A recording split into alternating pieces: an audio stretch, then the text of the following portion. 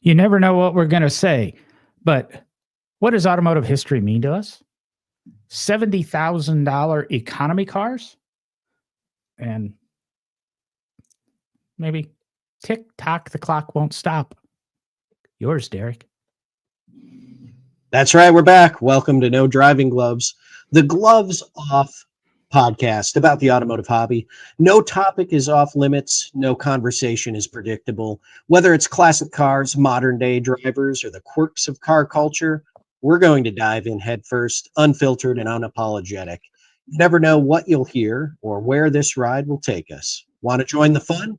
Jump in the comments or drop us a line to be a guest before we shift gears to a Patreon exclusive experience.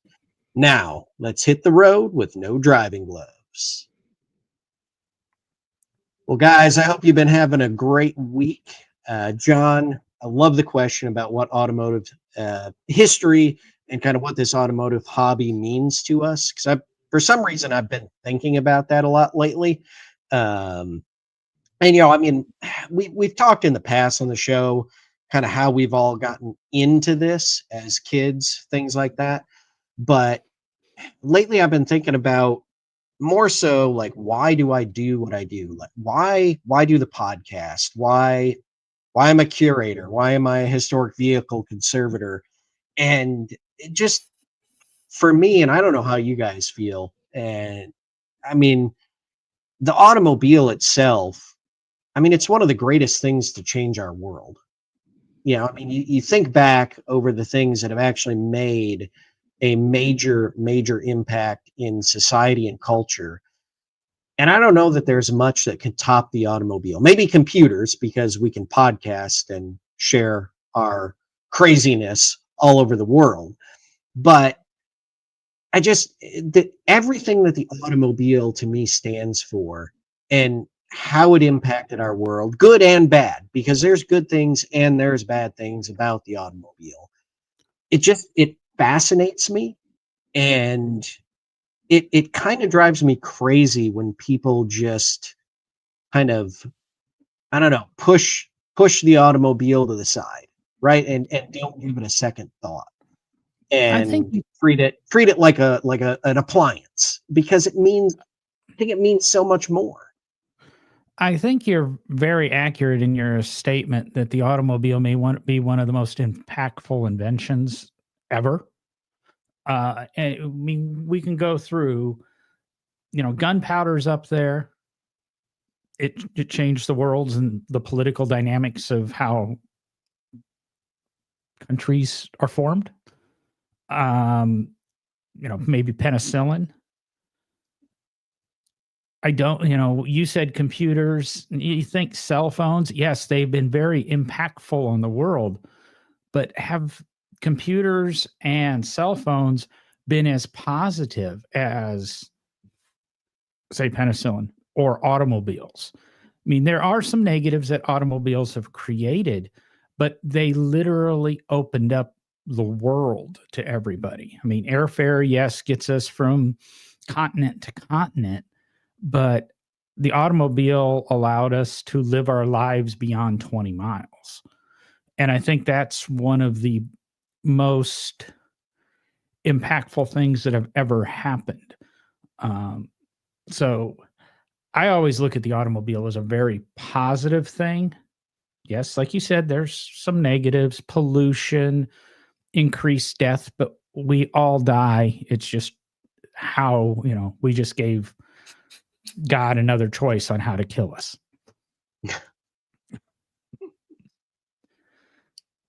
I'm in the history thing at this point, mostly from utilitarian standpoint, because I came into it because I like old stuff, and the history is the context and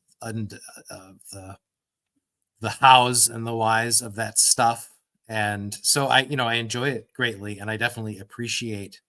I mean, I am also an academically trained historian, like Derek, not to the same level as Derek, but like I understand that aspect of it, and the idea that one must have a thesis, i.e., the automobile either allows us or forces us to work more than 20 miles from home, and all of the evidence that goes along with that. But primarily I like old stuff and I like history because of that. And I know that that's a very like crass airport level, Stephen Ambrose level of historical purity, but there, I said it. I'm okay with that too. Well, if you're going to take that approach, maybe one of us should take the David Lynch approach in memory of him. Is there a log involved? I don't know.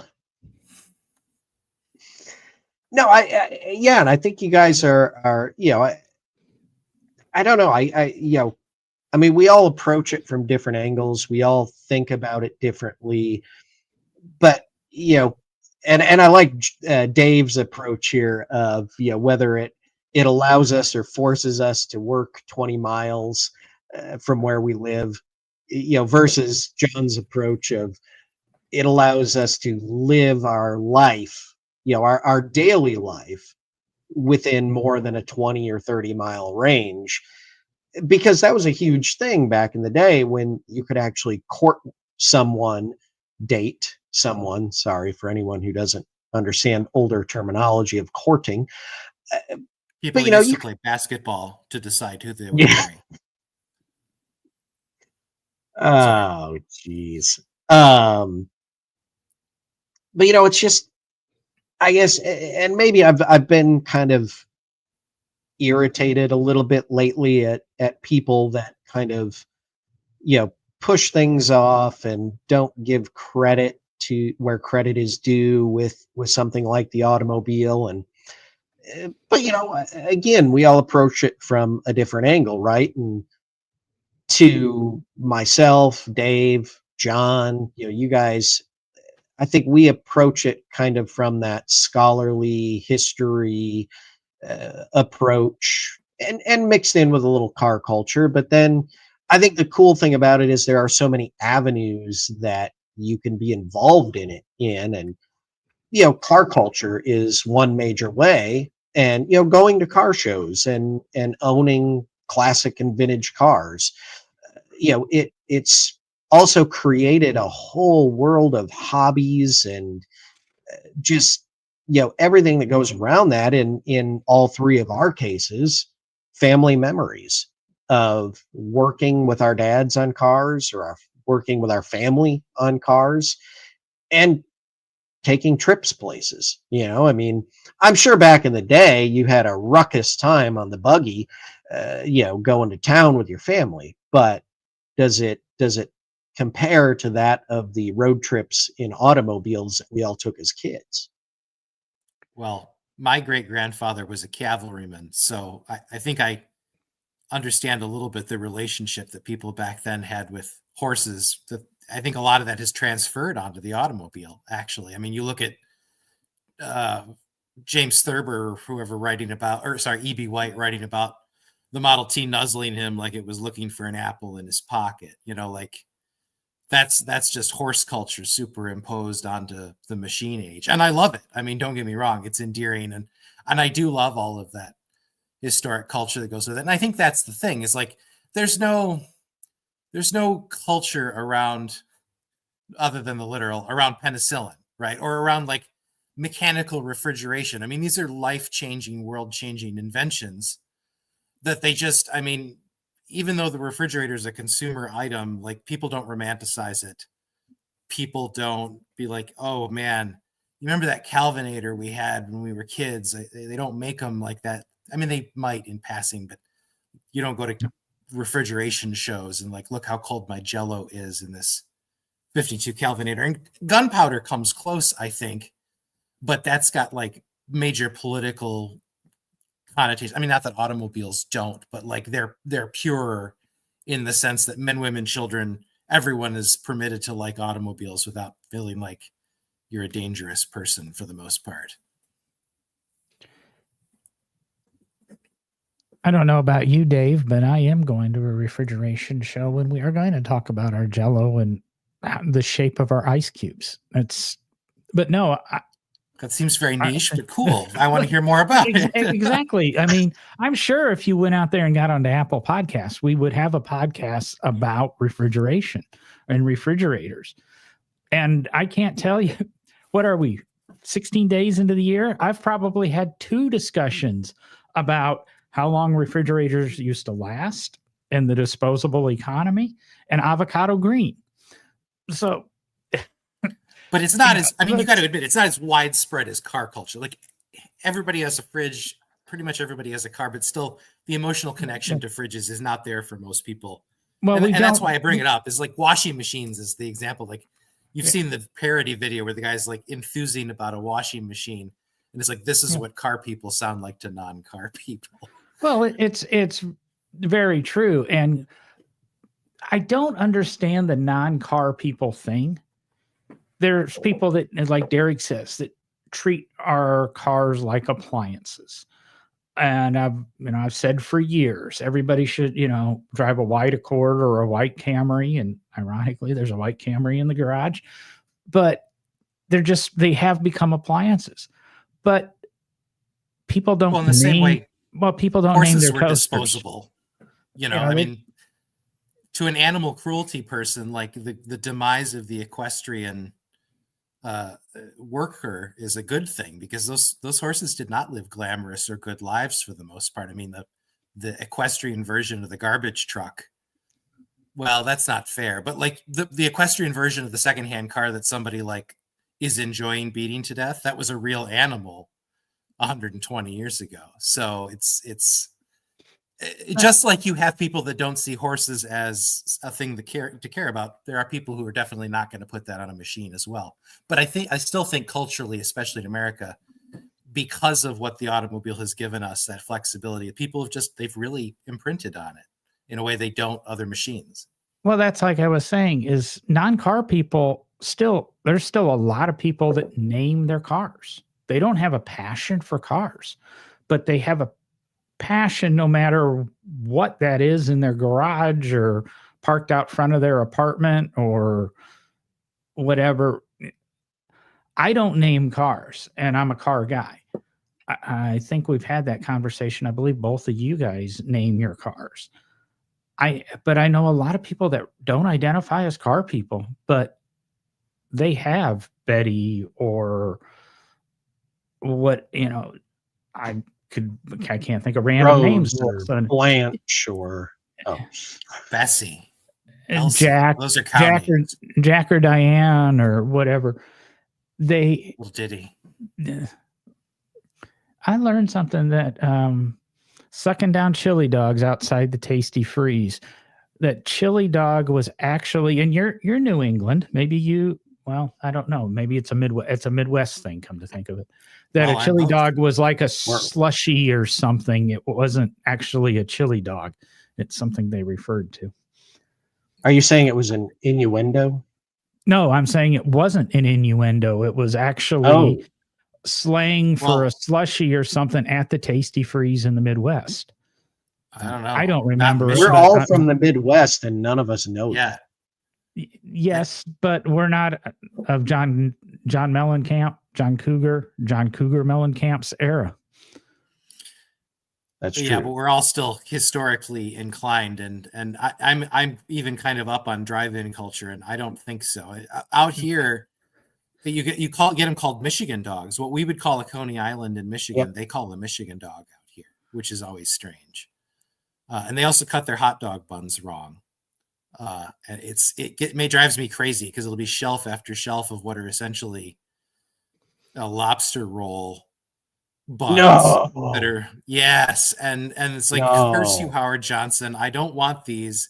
And there's like one package of the regular correctly sliced hot dog bun that I can buy. So, but even think about that. See, even in this conversation that is about music and food, and what do we have? We have a drive-in. And why do we have a drive-in and drive-in culture? Because of the automobile. Refrigeration. Oh yeah, the car. Well, that too. Well, actually, and the hot dog is a victim here, because the hot dog is the perfect pedestrian food, which is why you have hot dog carts in New York City. But the driver's food is the burger, because it's the one-handed, easily manageable while you're driving. You can't eat a hot dog that way. relish on your stuff, and it doesn't work. And I mean, that's my pet theory, is that's why the hamburger took over for the hot dog in America, is because it's the driver's food. It's the drive-in food. I like that theory. I like See, that. I prefer eating a hot dog when I'm driving, but if I go to Sonic or if I go to Sheetz, especially for those of you on the East Coast, Mid-Atlantic region, I always make sure they put less topping on it because I want to be able to eat it and not get messy. It's one of the reasons I think I stopped going to McDonald's many years ago, because you couldn't eat a Big Mac in your car without getting the car dirty. And I've told everybody here you don't eat tacos in my car stories. Oh. Tacos are the deadliest car food. I guarantee you that person who's driving my 85 CRX that I owned 35 years ago is still picking lettuce out of that damn thing. The only thing I eat on road trips in the car is soup. So soup? Yeah, totally. I mean, easy to it's like drinking coffee, I guess. Yeah. Well, I guess that didn't come across what I want to do, because that would be pretty easy in a cup. The bowl and the spoon. Yeah. Yeah, I was thinking bowl and spoon. Just oh, geez. Your 3-course meal: steak, baked potatoes. But I will say that the quarter or the Big Mac may not be a good road sandwich, but the basic McDonald's cheeseburger is, because it's welded together with the cheese. Like nothing's falling out of that sandwich. And if you do it right, you just peel back the paper and you eat it like the world's least healthy banana. The cheeseburger is easy to eat. The other one that drives me crazy is the McRib. Oh, best food ever made. But it's just, my youngest agrees with you. It's like McDonald's said, what's the messiest sandwich we can make? No, we've totally derailed from our.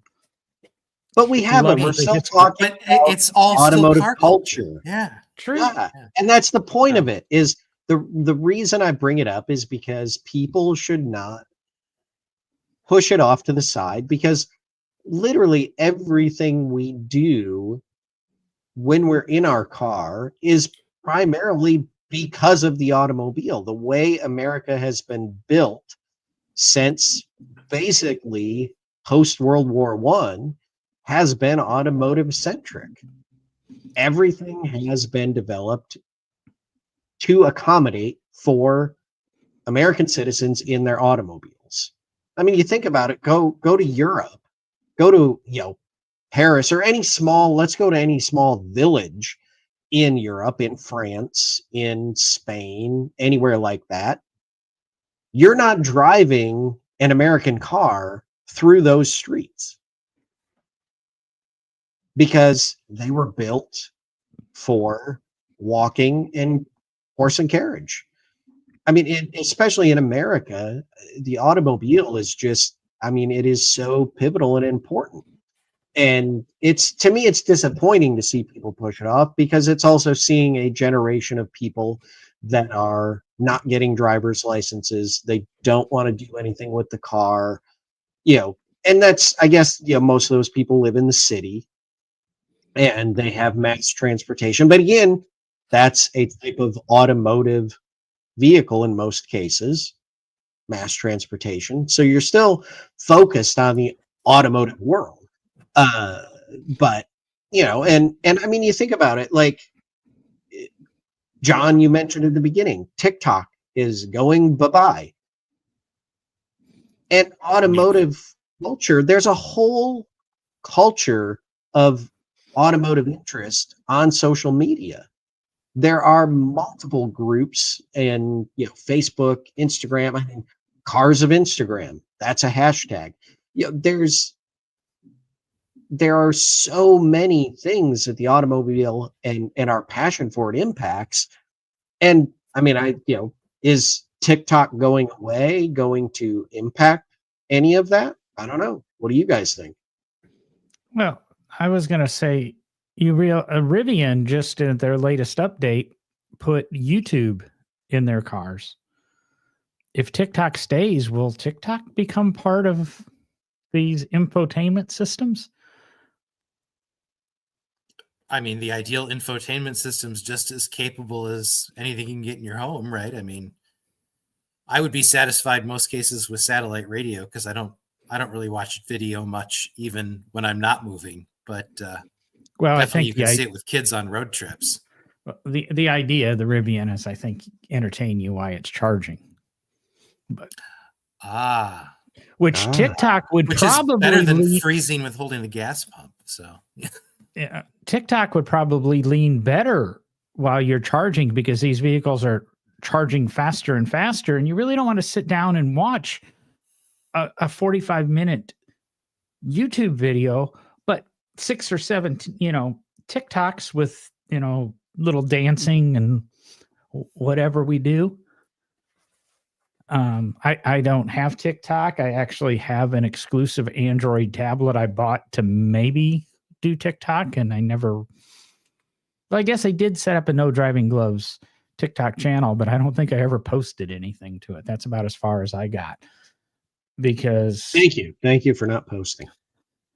Well, it's the hottest thing out there, and I don't know how you talk about the ban on TikTok without getting very political, because they do have some very, very good arguments. Oh, so I think that the thing about TikTok is that it's an important outlet for a lot of hobbyists. Like one of my kids is a big cooking enthusiast, and she gets so many great ideas. I mean, TikTok was conceived, I guess, as an educational tool in its revamp. I mean, it hasn't been used that way necessarily by the average person, but that content is there if you want it. And it's the same thing with cars. And I was starting to do some TikTok stuff right before I quit working with Hemmings, and it was a good platform for that. Like you're watching the cars cruise in at cruise night or at a Concours or something. Like it's a great opportunity to be like, hey, look at these cars cruising through. Like it's lightweight content. It's nothing you'd build a YouTube video out of. It would be just one of many clips, but it's a great way to just say, hey, this is what I'm up to. Check this cool stuff out. And that's where, I mean, Instagram's got their stories and Facebook's got whatever they call it. So, I mean, everybody adapted to this TikTok thing. And while I support the reasoning the government wants to rid us of TikTok, it's one of the best arguments I heard, and we're recording this on a Thursday, and I can't remember, is it tomorrow that they pull the plug on it if somebody hasn't bought it? I think it was Sunday. Sunday? So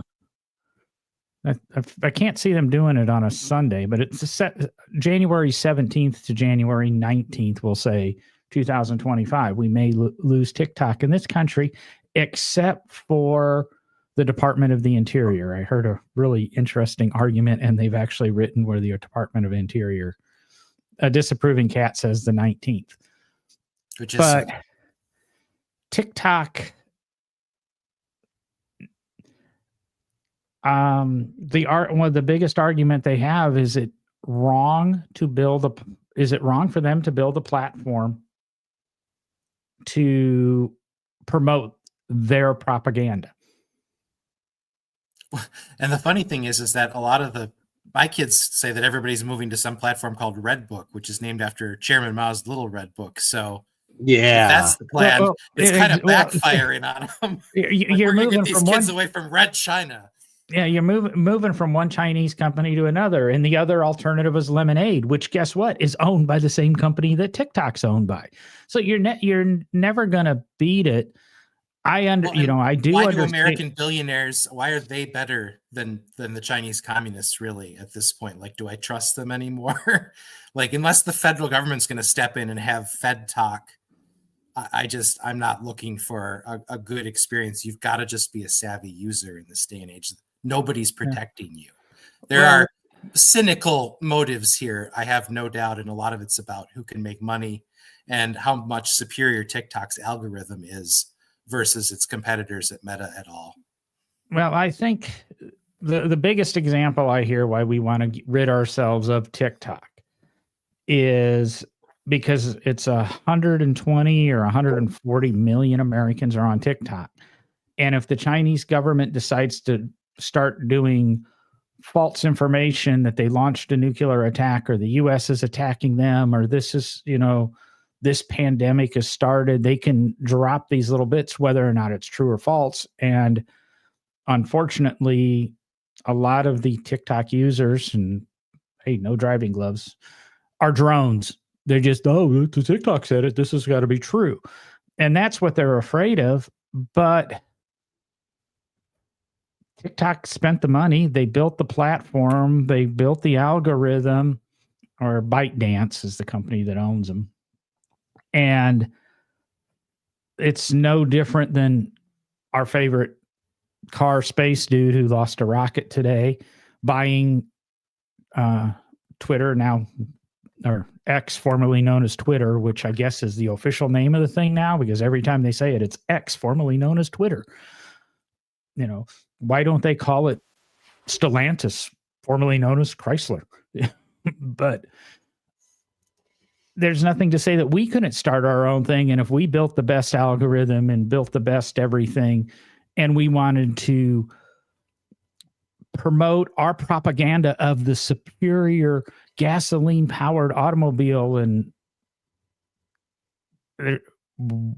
if we ban TikTok, now all of a sudden somebody can ban us from creating that. So the trick is to get the best lobbyists, and thankfully gas and oil already has those. You wonder. They're definitely better than the tobacco lobbyists. This the last few years have proven. And the generational up by you, Massachusetts, and their new, their generational smoking bans, and now they've changed that too.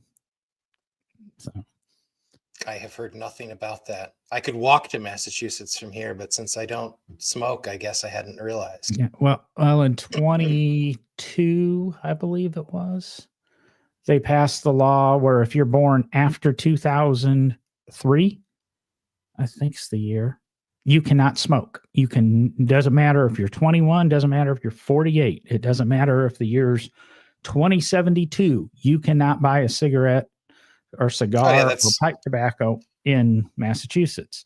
And now they've actually changed the law. They're working to change the law that if you are not 21 or older now, you can't. Period. That's how they did hunter safety's phase in, was if you were old enough to already be a hunter, essentially at a young age, you weren't required to take it. But anybody born after 1961, I think, was in Michigan, had to take hunter safety. And now, so at this point, everybody has had it essentially. Yes, or but they're still allowing you to hunt. What if it was? Well, Massachusetts is small enough that there's no place you can live where you aren't 45 minutes from tobacco if you got to have it that badly. And in New Hampshire, it's really cheap. So, that's Massachusetts is screaming into the void on that one. Although, I mean, it follows in the heels of like a lot of the flavored tobacco bans and stuff. But this is all closing the barn door after the horses escape, because kids have all moved on to vapes these days anyway. Well, they've all moved on to marijuana, and we're now a lot of people still run on nicotine because it's just hyper caffeine for them, so they can hold down multiple jobs. Disapproving Cat says that it's not the whole state of Massachusetts; it's just Brookline and Stoneham that have. I didn't say it was. I said they are proposing making it a state law, and you can bet if they make it a state law, New York and California and Washington State jump on it really quick, and then it starts tumbling. We should have. Tobacco killed my dad. I got real no sympathy for them unable to get new customers. Well. I can go into a whole background on that one too. It was really funny back when I worked for my dad, and he would be outside on a cigarette break and they would be bitching about him and what he owned, not realizing that 90% of his customers were former smokers, because he made his money dealing in respiratory equipment, etc. Hmm. Well, see, and that's where my dad was a smoker as well. He quit, fortunately, but tying back to automotive culture and history, according to body men of that period of time, the smoking a cigarette was the perfect amount of time between coats of paint that you would need to put on in the paint booth. So you spray your first coat, smoke a cigarette. That gives it enough time to flash. Go in, paint second coat, go out, smoke a cigarette. It was your timing device when you were doing body work. You could probably figure out the number of Hail Marys or something too to recite, and it won't give you emphysema. Yeah, there was an interesting quote I have not researched on Landman where Billy Bob Thornton's smoking his cigarettes and somebody said something to him about it. And he goes off on that. Have you ever been to France? Have you ever been to Japan? And all they do is smoke cigarettes and smoke cigarettes and smoke cigarettes. And lung cancer isn't even in their top 10 forms of death over there or whatever. And I go, I don't know if that's true, but cigarettes are dangerous for you. I'm a cigar guy, and that's to me a completely different thing. And there's studies that prove it. Yeah, cigarettes are the real problem, and then nicotine vapes on top of it, because it's the additives. It's not the tobacco; it's the additives. It's the trash. Yeah. Oh, and the way and the intent with which it's consumed. But we are really far afield now. So just wrapping that back, vent windows, right? The historical feature of cars that everybody misses, especially smokers. Very true. That was again, and wrapping it back all the way to the beginning, everything has a tie to automotive culture. Exactly. My 88 Isuzu pickup had vent windows, and my ex-wife's 94 Isuzu pickup didn't. And it was a very disappointing thing on her vehicle compared to my vehicle. Of course, I also cut the roof off of my truck, so kind of negated the vent windows. Oh, here's one for you. My 83 Cadillac has 4 ashtrays and an equal number of cigarette lighters and has never been smoked in. That's a waste. Bob would have killed you had you smoked in his Cadillac. How many cup holders does it have? It has 0 cup holders. That was on the cup holder front. Did you hear what Bugatti did this week? No, clearly not. The Type 35. Is it the Chiron? I can't remember if it's the Chiron or the new whatever $4 million car. They had an owner complain to him that he spilled his coffee. So Bugatti designed a cup holder that now they will sell to you that fits in this car. And you can buy a Porsche for the same price as this cup holder. But they responded to their owner's needs, which is very nice to see that a company listens to a single depraved, suffering buyer and takes care of their needs. How many $4 million cars do you sell in a year, though? I mean, like, they've got to have a pretty small pool of prospective buyers that you definitely want to keep in good spirits. Well, never mind the fact they sell, 18 cars a year, but it's called. I want General Motors to get on the board with all the European manufacturers and start offering their in-house restoration service. I mean, that's the kind of concierge service I want to see from an automaker, where you bring them your 1954 210 sedan and they make it like new. General Motors is selling. Do you know the exact number, Derek? Is it 6 or 8 of the Pace cars out of their museum? General Motors, going back to our love of automotive history, I don't believe General Motors has a love of automotive history. They just keep selling off the past and selling off the past. And well, you gotta.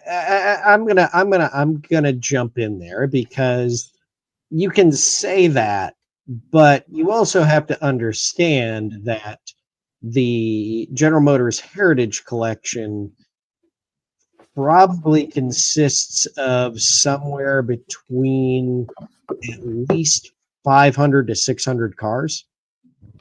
Which no one's So, allowed to see unless you know somebody.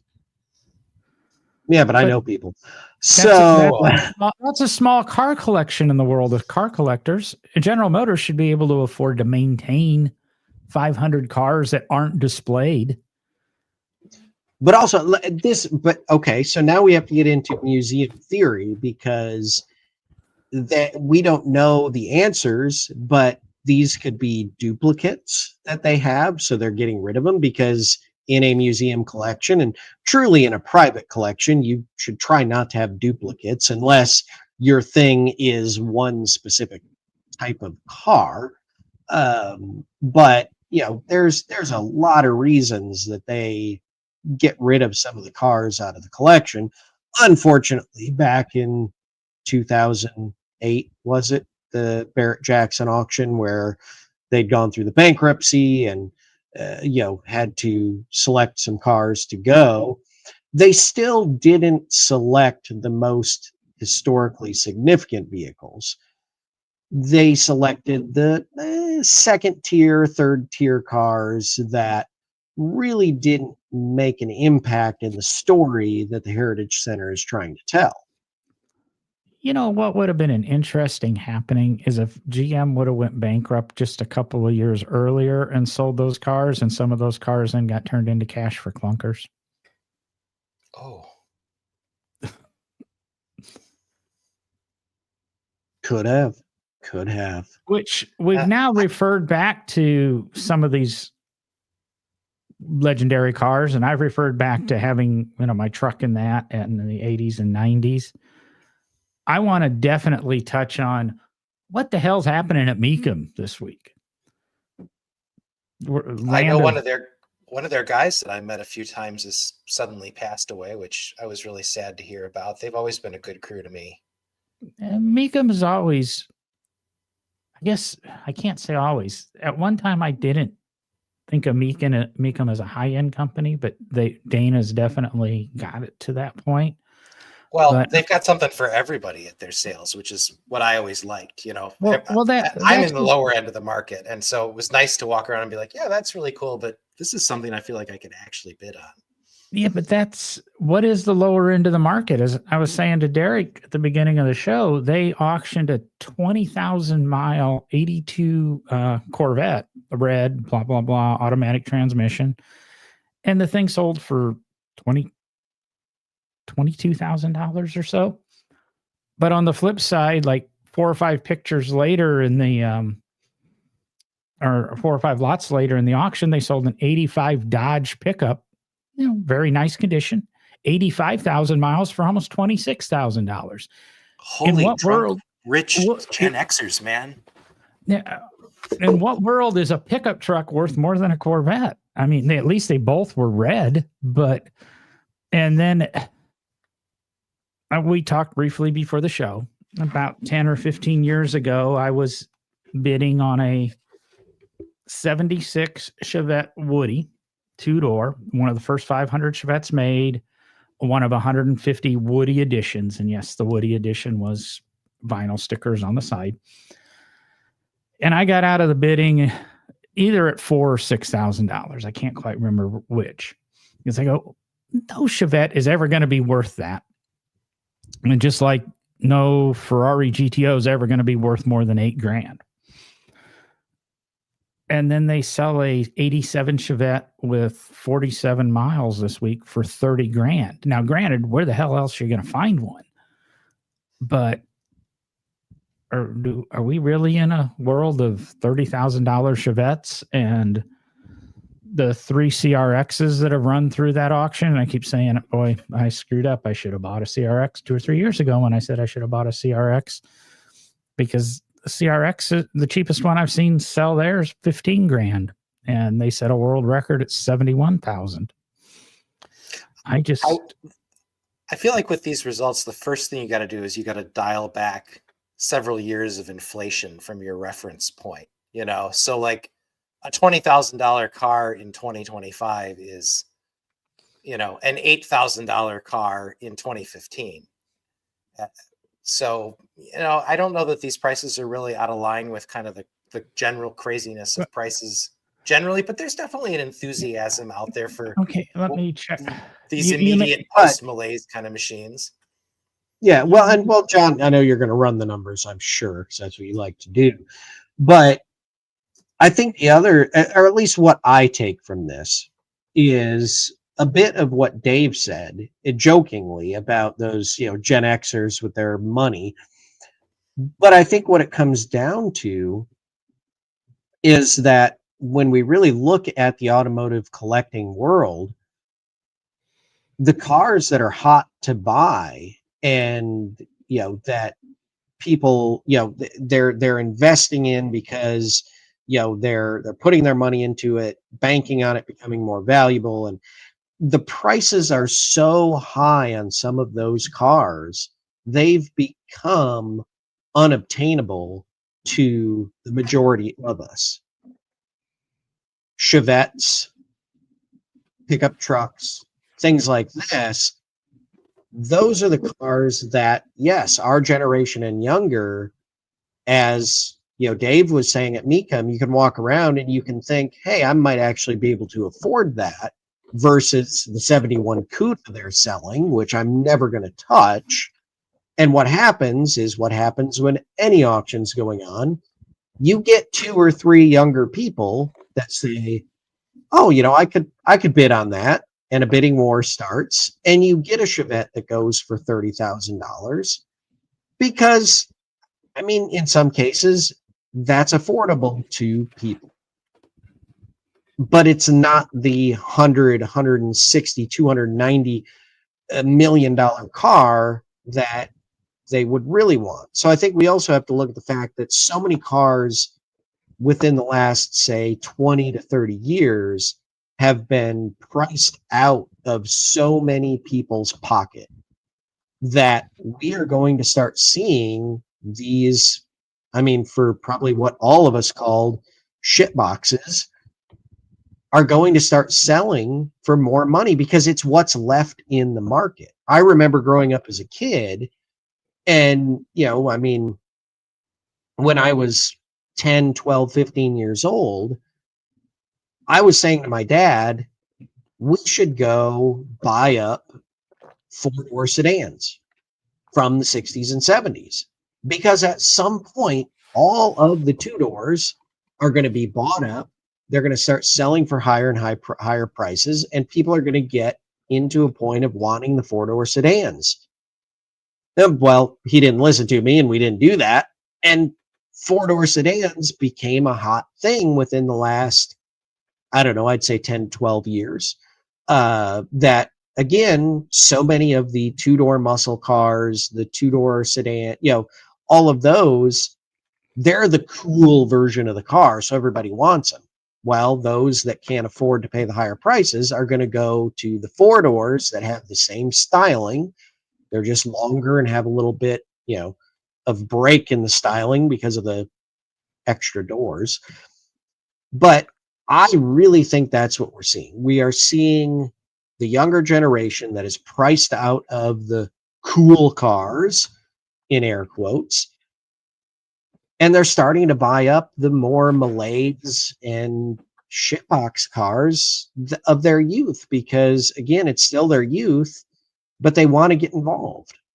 Well, and the definition of cool has changed. Like, just because a car was sold as cool in the 80s, or was cool to the cool people in the 80s, doesn't mean, like Disapproving Cat saying, that you've got any nostalgia for what the cool people in the 80s were doing. But think of the rise of nerd culture that we've seen. Like, Star Wars loving is mainstream these days. Wayne and Garth and their fishbowl AMC Pacer is cool these days. So that, I think, also drives some of this price stuff. Like, a Chevette is cool in an ironic way now, in a way that a C4 Corvette from the same era, it would be sort of like reverse cool. Yeah, like, they sold a 12,000 mile C4 Corvette for like 21. So, I mean, that's less than what they sold for new, where the Chevettes. Oh, there were other C4s that went for Tendon. less than that. I had a couple of them saved. Let me see if I can find them. Well, this was in their low mile category. I want to go back. Well, first, Disapproving Cat said, and I find this ironic, pickup truck love, both modern and weird obsession, and basically saying that pickup trucks are making up for the muscle car gap. And I'm all of a sudden jumping back to the 78 Dodge Little Red truck that cheated smog and was the fastest thing sold in 78 because they could get around the smog things. And to go to Dave's point, I heard a really good discussion about inflation. And if you want kind of barometers for inflation, the price of gold today was $2,747 an ounce. So today, that CRX was $70,000. In 2019, the price of gold was roughly $1,300 an ounce, so about literally half the money. So in 2019, that would have been a $35,000 CRX. And if you go back to 2015, the price of gold was $1,050, so about a third of what it was today. So the price of that CRX in 2015 would have been $29,000. So there has been some demand, but I think gold is usually the thing you can, it doesn't. There's a finite amount of gold, and we just pay the inflation. I mean, an ounce of gold's worth what an ounce of gold is, and it's worth $2,700 today because it takes $2,700 to buy what $1,000 bought you in 2015. I think it's a really good barometer on detecting inflation. So there has been a little bit of a rise in the value of these cars. And I think a best CRX in 2015 would have run you $10,000 or $12,000. So maybe they've doubled in value since 2015, and that's a really good way of looking at it. That Chevette, if you figure 2019, it would have been a $15,000 car. 2015, it would have been a $12,000 car. And that might be a little bit high, but I don't think 12. Again, I was going to pay $6,000 for one in 2008, 2009. So I guess it's in line. Maybe Dave discussing inflation there. Maybe these numbers aren't so outrageous if you use gold as the barometer on inflation. I mean, it's still a striking growth for a car that we all grew up kind of writing off because, Chevettes were a punchline when Derek and I were in high school, and probably even to an extent when they were a new car. It's the car with the optional back seat. But just like I really loved my Falcons and my Rambler, and I love my Corvair, and what was just a throwaway economy car once becomes a cool thing once there's not many of them around. Do you think, though, let's go back to automotive history. Do you think people paying this much for these extremely low mileage cars, 47-mile Chevette, 600-mile CRX, those are the examples of these high-dollar cars we're talking about, will they maintain the value, or let's change that. Will they maintain their historical value as time goes on, or will they go back to, well, that was just an economy car, or that was just well, some people are never going to get it. Like I still have definitely, especially when I drove Falcons, had a lot of older guys come up to me and go, "These were crap. Why would anybody want to collect one of these now?" But for the people who don't have a chip on their shoulder, I think an interesting, well-preserved historical item is always going to be an interesting, well-preserved historical item. Now, just like your great-grandmother's punch set, it might be of diminishing practical attraction as time goes by, especially if cars become radically different or the way we transport ourselves become radically different. Like museums full of owner-driven cars are going to become very irrelevant within a couple generations, because just like people don't go to train museums as much today as they would have at one point in the past. Yeah, I mean, I agree with that. And it's man, it's an interesting topic because I think that, like Dave said, an interesting historic artifact that is well preserved is always going to be an interesting historic artifact. And it is going to take those that are interested in history to save it and also enjoy it, right? I mean, there are, the train example. Yeah, I mean, it's unfortunate. I mean, they're museums in general have seen decreasing numbers of attendees for many, many years because, Kind of reverse inflation then. But I mean, how are yeah, car museums faring against other museums? And I think in my local museum too, where there's like a beautiful, well-preserved harpsichord that was made locally that no one cares about because right. harpsichords just aren't relevant to people in 2025 for the most part, sadly. But then Yeah. there's Civil War reenactors who are keeping the 1860s, a little niche part of it, alive very well. So what's Yeah. the future for car museums as you see it, do you think? Is it going to go Civil War reenactor or is it going to go harpsichord? No, I think it just depends on how you approach the museum, right? It's the narrative and the collection that you present to the public. And I think it's where it's going to hurt is automotive museums, and I'll say museums in general, that are stuck in a narrative and a collecting plan that does not bring them into the present day and future. So, museums that are of an orphan car make, and they're stuck with saying, well, we're the XYZ orphan car museum, and that is all we're going to have on exhibit. Those are the museums that are going to struggle harder and harder and harder. The ones that aren't, and it might be an orphan car museum. I'm not going to pick one of those because I don't want to pick on any of them. But if let's call it the Tommy Car Museum, there was a Tommy car that was really successful, and there's a museum dedicated to it. And rather than say that the only thing we're going to collect is the Tommy car, and it died in 1915, so we don't go anywhere further than that. That's the museum that's going to die. If that museum can take the story of the Tommy car, intertwine it into automotive history, and tie it to modern day vehicles, right? So they have an exhibit on, the modern supercar, and how does that tie back to what the Tommy car was?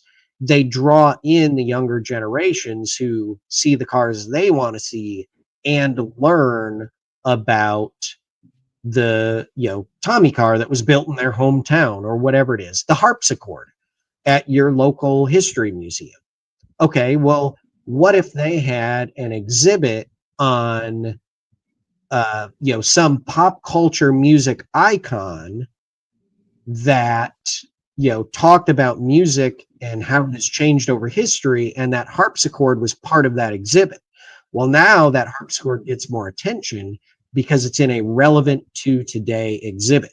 So it's about making what we collect relevant to today and not letting it just linger and get dusty in the back corner because no one's coming in to see the old stuff.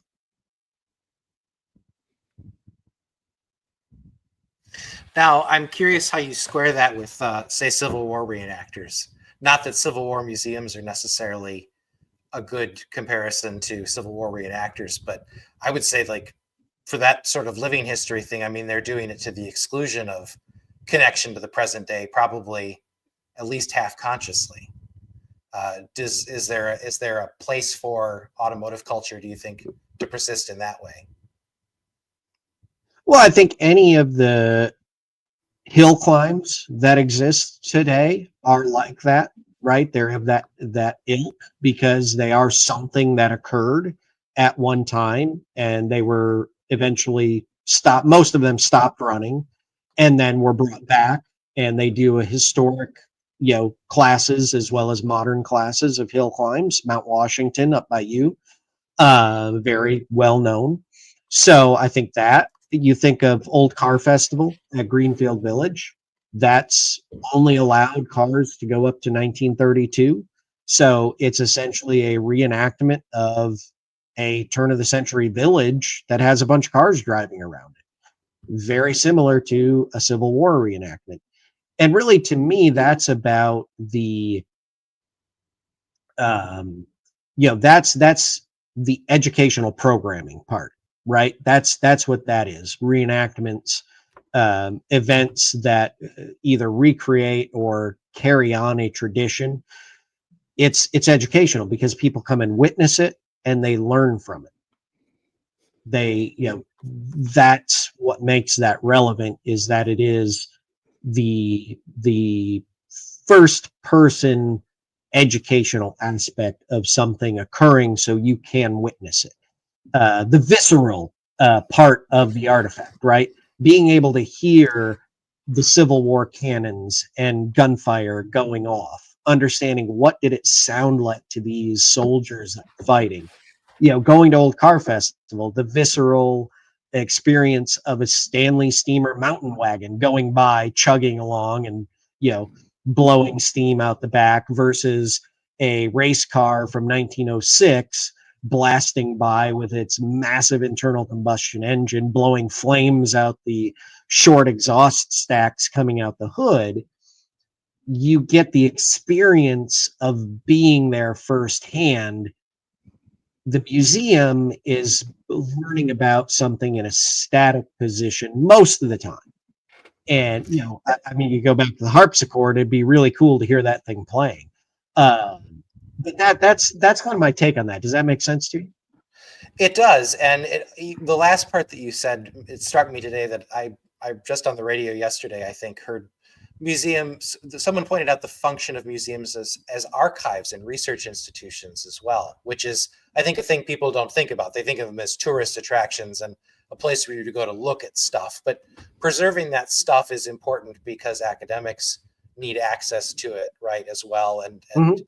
you help people with research through your position at a museum. Yeah. And And that's one of the, as we say in the museum field, one of the dirtiest words you can say in the museum world is Disney.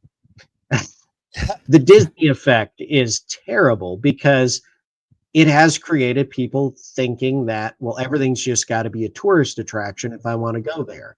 And, museums were, I mean, obviously built initially on, what were known as the Wunderkabinets, of the wealthy elite of Germany, which were their private collections. But we were founded, museums are created, as we say, to collect, preserve, and interpret. We collect history, we preserve history, and we interpret history. That is our main mission, not to be the fun tourist attraction that everybody wants to go to. And I mean, it's important that we get people in the door, or else we're not going to survive. But, being the flash in the pan Disney experience isn't all we can focus on. no, I'm somebody who I've always said I like what I call living museums. It's one of the reasons the Uvar Hazy Center in Dulles, Virginia, is one of my favorite museums, because when you walk into that, or maybe it's Hazy, everything's right there. Everything's to be seen. You know what you want. Derek's exceptional, and he's taken heat for some of his museum exhibit ideas, bringing Vipers and Thunderbirds into a Corvette museum. What the hell were you thinking, man? But for your harpsichord, I'm going, what the hell is a harpsichord? And, I got an idea. It's like, it's like an organ or whatever. But I Googled, how to get people in to see this damn thing? Exactly what Derek does. Let's see here. The Doors, Love Me Two Times, Wintertime Love, Emerson, Lake and Palmer, Still, Jimi Hendrix, Burning of the Midnight Oil. Ironically, the third time this guy's come up in a week for me, but Black Sabbath, Fluff. All of these songs utilize a harpsichord. Tie that in there. I mean, I said before the podcast, I saw, this thing with Ozzy at the Rams game, which ironically I saw last night, 2 nights before when I was in the hotel. For some reason, I went down a Randy Rhoads thing. So I did Randy Rhoads, then I did Ozzy, and now here we are, harpsichord and Black Sabbath. If you tie some of this history to other areas of pop culture, refrigerators aren't exciting, but I tell people I have a refrigerator in my Fiesta. People want to see the damn refrigerator in my Fiesta. I mean, it cost $150 on Amazon, but all of a sudden somebody's got interest because it's unusual or they didn't put the two things together. And I think going back, that's what excites history and makes history interesting for me. When I did restoration for a living in that, it was the research and tying this bit to this bit to this bit to this bit, whether it was seeking out the original owner of the car or seeking out the technology and the thought behind the technology and why this technology was created, and hell, how did this technology operate? It was only 50 years old. Why has everybody forgotten how it works? It's why when I was, the Barber Museum that obviously, I worked at for more than a decade, they, during big events, run and drive historic race cars, run and drive, 2-stroke motorcycles. A lot of people have never heard them. People just love to hear those. Drive the jet motorcycle. How many people other than Jay Leno driving around, I would say, I better not say, driving around California. Not a lot of people have seen a jet-powered motorcycle or a jet-powered car. Or people want to see these things operate and hear these things operate. And it's an experience. You give them that, like Derek said, a visceral feeling, or you combine something. I think that's where the fascination is. And that's where we lost a lot in teaching history. Because when we teach history, we teach this very, very focused thing. And years ago, my grandparents took me to the Rock Island Arsenal because my grandmother worked there for many, many years. And there's this big freaking cannon German thing that's like 4 rail cars long. And the thing would hurtle, I can't remember the diameter of the shell, 80 millimeter shell or something like that, 18 miles. And for the 10-year-old, 11-year-old me, I could never comprehend that. But there's part of me that wanted to know how that could be done with 1940s technology. The first thing I ever did restoring a car really was put in a chassis of a Packard together. And it was like a 29 or 30, 733. And I'm putting shackle pins in, rehanging the leaf springs on the frame. And I don't need to take much paint off of these. How close were the tolerances back then? I was thinking, 30s era technology, they weren't micro inches. We had an inch of play in this stuff. No, I quickly learned that we had micro tolerances. And that's the kind of stuff that fascinates me. How a shackle pin hangs a leaf spring. Oh God, that's boring.